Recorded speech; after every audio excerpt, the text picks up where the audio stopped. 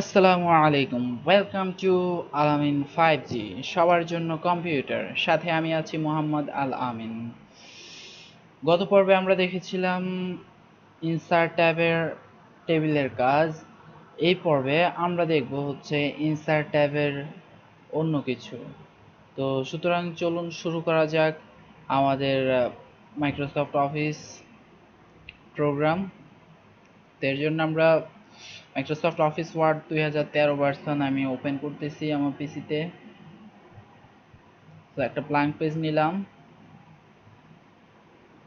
ওকে, so আমরা গত পর্বে ইনসার্ট ট্যাবে ছিলাম, এই পর্ব আশা করি ইনসার্ট ট্যাবেই থাকবো। এখন গত পর্বে আমরা পেজ ট্যাব এগুলো শেষ করে ফেলছি। এখন হচ্ছে পিকচার। পিকচারটা কি? পিকচার হচ্ছে আপনার ডেস্কটপ মানে কম্পিউটার থেকে যদি কোনো ছবি এনে এখানে বসাতে চান তাহলে হচ্ছে পিকচারের কাজ। ওকে, এটা হচ্ছে পিকচারের কাজ। পিকচার, এই যে আপনার ধরুন এরকম একটা পিকচার ছিল, আপনি এখানে এনে বসাইছেন।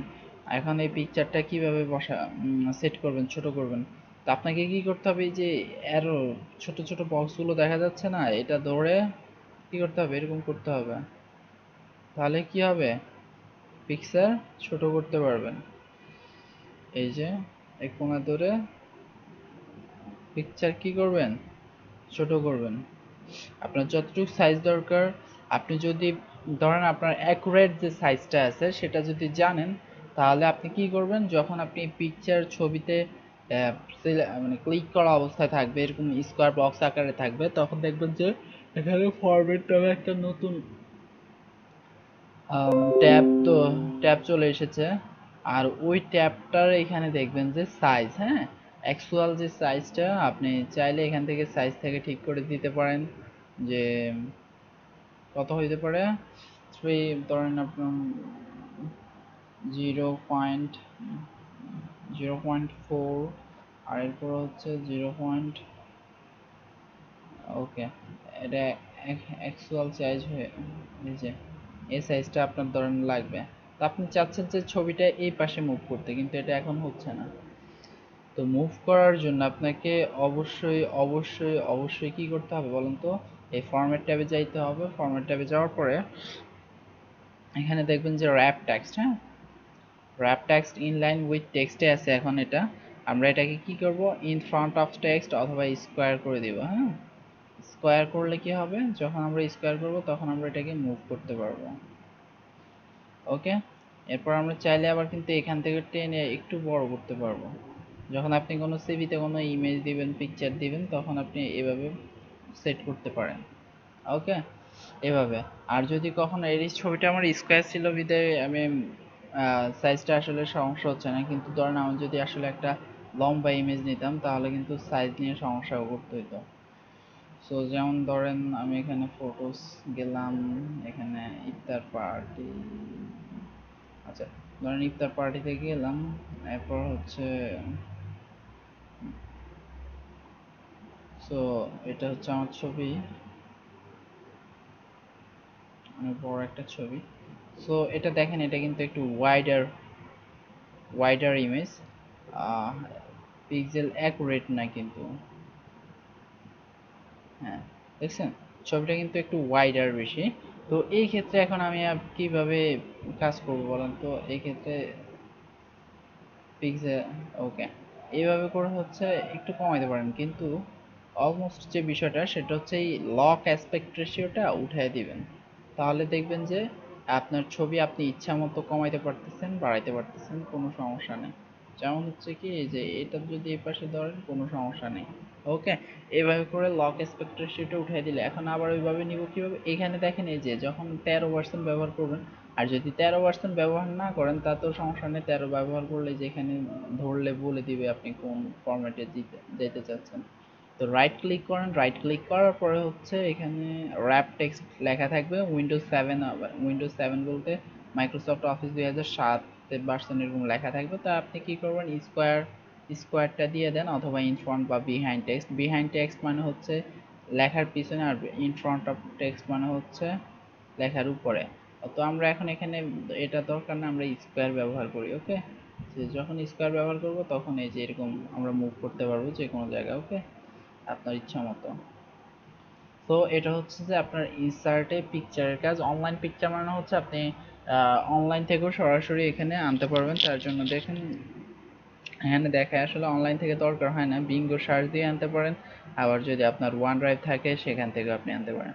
তো এক কথায় ওয়ান ড্রাইভ থেকে আপনি ডাউনলোড দিয়ে পরবর্তীতে পিসিতে সেভ করে রাখে এই পিকচার থেকে আনতে পারেন, এটা কোনো দরকার নেই।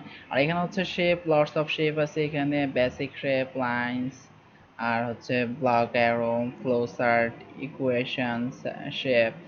ওকে, এখানে অনেকগুলো ধরনের শেপ আছে। তো ধরেন আপনি যদি কোনো ডিজাইন করতে চান তাহলে দেখেন কত সুন্দর একটা। তো আমি চাচ্ছি যে এটার ভিতরে কালারটা চেঞ্জ করতে, তাহলে যখন দেখেন আমি যখন একটা শেপ আঁকছি তখন নতুন একটা ফরম্যাট, ধরেন আপনার এখন ফরম্যাট নামে যে মেনুটা এটা নাই, এটা আবার কিভাবে আনবেন? এটা সিলেক্ট করবেন, সিলেক্ট করার পর এরপরে এখানে দেখবেন যে আবার ফরম্যাট অপশন চলে আসছে, এখানে shape feel, shape outline, shape effects, হ্যাঁ। আর এখানে দেখেন শেপগুলো চলে এসছে। আবার দেখেন এখানে বলতেছে এডিট শেপ। তো ধরেন আমি এই শেপটা কালার করতে চাচ্ছি, তাহলে এখানে দেখেন শেপ ফিল, ফিল্ডের দিকে খেয়াল করেন, এখানে লটস অফ কালার আছে, যে আপনার যে কালারটা পছন্দ হয় মোর ফিল কালারসে যান, ধরেন আপনার পছন্দের কালার যেটা আপনি ওইটা এখানে ইউজ করতে পারেন। ওকে, এরপর হচ্ছে শেপ আউটলাইন। এই যে এই দাগটা দেখা যাচ্ছে, একটু নীল দেখা যাচ্ছে, সাইডের যে দাগটা, তো আমরা এটাকে কি করব, রেড কালার করে দিব। ওকে, এখন দেখেন রেড কালার হয়ে গেছে। ওকে, এভাবে করে কি আমরা শেপ, আউট, ফিল এবং এগুলো কি কাজ করতে পারি। আবার ধরেন আমি এখান থেকে যে শেপ নিলাম, আরেকটা শেপ, সেটা হচ্ছে ধরেন এই লাভ বাই লাভ বাই লাভ বাই নিলাম।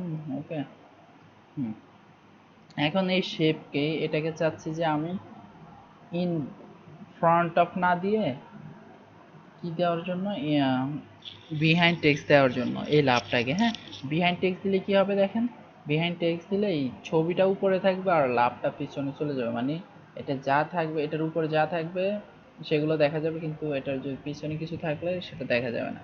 আমি চাচ্ছি লাভের ফিল্ডটা চেঞ্জ করে নিতে। লাভের ফিল্ডটা হচ্ছে একটু লাল, এত ঘন লাল না অবশ্য, লাল ঠিক আছে।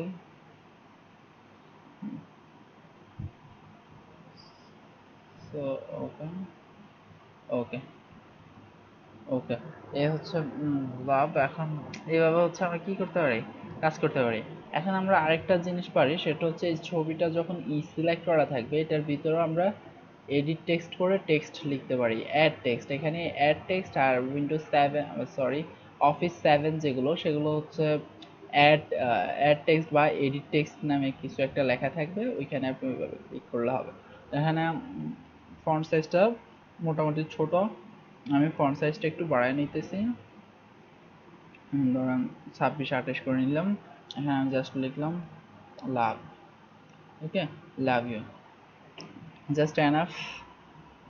তো ইনসার্টে আশা করি শেপের কাজটাও বুঝছেন, আসলে শেপের কাজগুলো কি। এরপর আপনি যদি ধরেন কোন দিকে যাইতে চাচ্ছেন বা কোনো একটা কিছু তৈরি করবেন, এরকম শেপ ইউজ করতে পারেন।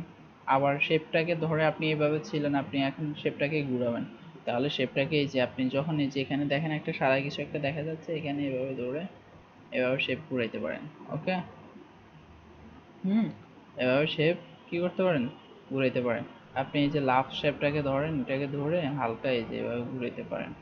তো এভাবে ঘোরানোর পরে হচ্ছে যে আপনি এভাবে রাখতে পারেন, কোনো সমস্যা নেই, ঠিক আছে। আপনি চাইলে এই উল্টাও রাখতে পারেন, এই যে।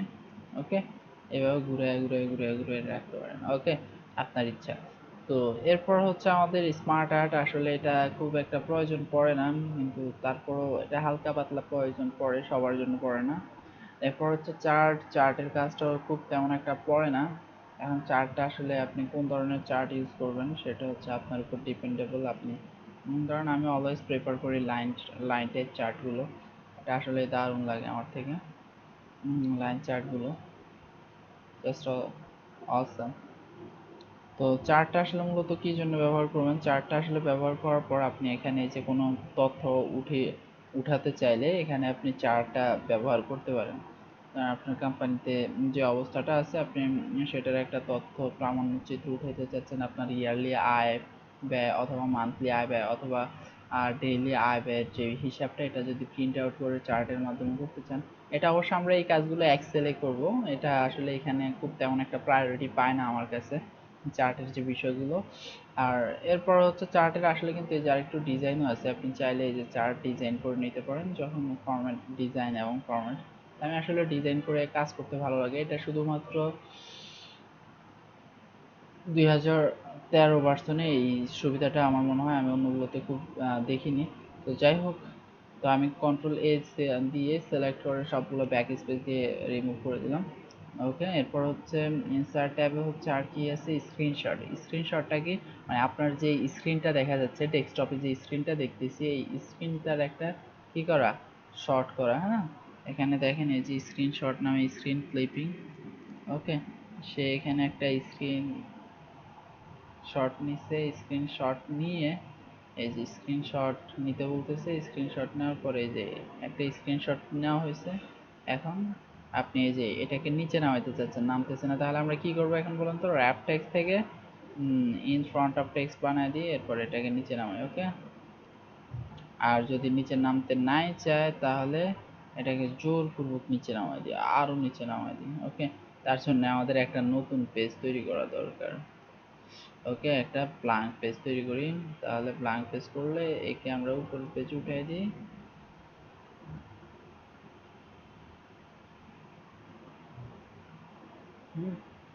একে আমরা উপরের পেজে উঠাই দিই।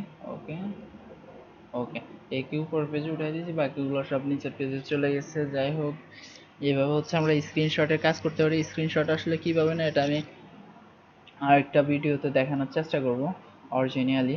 এরপর হচ্ছে অনলাইন ভিডিও, ভিডিও এনে আপনি এখানে দিতে পারেন, কোনো সমস্যা নেই। এরপর হাইপার লিঙ্ক, ধরেন আপনি, আমরা যে ধরেন ফেসবুকে যাব বা আপনার কোম্পানির যে বিষয়টা, কোম্পানির বিষয়টা হচ্ছে ধরেন কোম্পানির একটা ওয়েবসাইট আছে www.company.com। হ্যাঁ, company.com বা সার্কুলার, কোম্পানি সার্কুলার, সার্কুলার তৈরি করবেন আপনি। তো কোম্পানি ধরেন সার্কুলার, তো এটাকে কি করবেন, সিলেক্ট করবেন। হ্যাঁ, সিলেক্ট করার পরে এখানে হাইপার লিঙ্কে ক্লিক করবেন। হাইপার লিঙ্কে যাওয়ার পরে এখানে অ্যাড্রেস, এই যে দেখেন টেক্সট টু ডিসপ্লে, ডিসপ্লেটা হচ্ছে আমার এটা কোম্পানি ডট সার্কুলার, আর এখানে অ্যাড্রেসটা হবে এইচটিটিপি, আর এখানে হচ্ছে কোলন, আর হচ্ছে দুইটা ব্যাকস্ল্যাশ। হ্যাঁ, ওকে, তো সরি ফ্রন্ট স্ল্যাশ, এরপর ওকে ক্লিক করবেন। এরপর এটা একটা কি হয়ে গেছে, লিঙ্ক হয়ে গেছে। এখানে যদি ক্লিক করেন তাহলে দেখবেন যে আপনার ব্রাউজার ওপেন হয়ে গেছে, আপনি ওই ব্রাউজারে চলে গেছেন। ওকে, তো এটা হচ্ছে মূল বিষয়, ইনসার্ট। এরপর হচ্ছে আর কি, আর হচ্ছে হাইপারলিংক, বুকমার্কস তেমন একটা দরকার নেই, কমেন্ট এটাও খুব বেশি দরকার পড়ে না, এক্সেলে মোটামুটি এটা হালকা ব্যবহার করা হয়। এরপর হচ্ছে হেডার এবং ফুটার। এখন হেডার কোনটা আর ফুটার কোনটা, হেডার হচ্ছে এই যে এই যে এখান দিয়ে যে কালো শেডটা দেখা যাচ্ছে, মানে মার্জিন আমি যতটুকু দিছি এই ততটুকু এরিয়া হচ্ছে হেডার। আর ফুটার কোনটা, ফুটার হচ্ছে এই যে নিচে একটা পেজের নিচের মানে মার্জিন এরিয়া যতটুকু ততটুকু হচ্ছে ফুটার। তো হেডার এবং ফুটারের কাজ কি, হেডার এবং ফুটার হচ্ছে আসলে এটা প্যাড তৈরি করা, কোম্পানির বিভিন্ন প্যাড তৈরি করার জন্য হেডার ফুটার ব্যবহার করা হয়, মানে হেডার ফুটার ব্যবহার করা হয়। এরপরে ফুটারে আপনার বিশেষ করে ঠিকানা, অ্যাড্রেস, মানে একই জিনিস যদি একাধিক পৃষ্ঠায় লিখতে চান, একই জিনিস ধরেন আপনি বারবার লিখতে হচ্ছে প্রতিটা পৃষ্ঠায়, তখন ওই জিনিসগুলোকে আপনি কি করবেন, হেডার এবং ফুটারে দিয়ে দিবেন। মানে হেডার যে বিষয়গুলো, কোম্পানির নাম আপনাকে সব সময় লিখতে হয়, তাহলে এটা আপনি হেডারের ভিতরে দিয়ে দিলে এটা প্রতিটা পেজে আপনার সেম থাকতেছে, এটাকে আপনার লিখতে হচ্ছে না কষ্ট করে। ডেটের বিষয়টাও। এরপর হচ্ছে আপনার নিচে যে অ্যাড্রেস, কোম্পানির অ্যাড্রেসটা থাকে সেটাও আপনাকে দিতেই হচ্ছে বারবার, অথবা পেজ নাম্বার, এটা আপনাকে বারবার লিখতে হচ্ছে হ্যান্ড হাতে।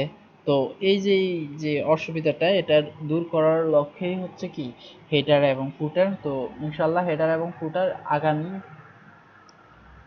ভিডিও টিউটোরিয়ালে দেখানোর চেষ্টা করব। তো আল্লাহ হাফেজ, আশা করি সবাই ভালো আছেন, ভালো থাকবেন। আর ভিডিওটি ভালো লাগলে অবশ্যই অবশ্যই অবশ্যই শেয়ার এবং সাবস্ক্রাইব করবেন। All the best.